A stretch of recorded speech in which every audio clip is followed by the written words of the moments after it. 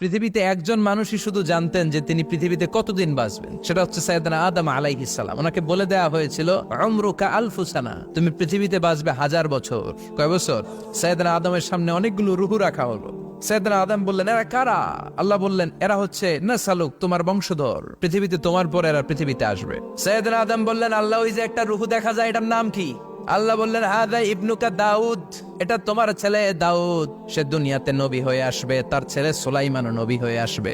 সাইয়েদনা আদম বললেন, মাবুদ, আমার ছেলে দাউদের কত বছর হায়াত আপনি দিয়েছেন? আল্লাহ বললেন, 40 সানা, মাত্র 40 বছর, 4 ইয়ার্স, 40 বছর তোমার ছেলেটা বাঁচবে। ও আল্লাহ, আমি বাঁচবো কয় বছর? তুমি বাঁচবা 1000 বছর। সুবহানাল্লাহ। সৈয়দনা আদম বললেন, মাবুদ, এত ফুটফুটে সুন্দর আমার ছেলে দাউদ, মাত্র 40 বছর দিলেন কেন? জিদ মিন উমরিহি, বাড়ায়া দেন। সুপারিশ করতেছে পোলার লাইগা কে? বাবা। আল্লাহ আপনি বাড়ায়া দেন। আল্লাহকে বাড়ানো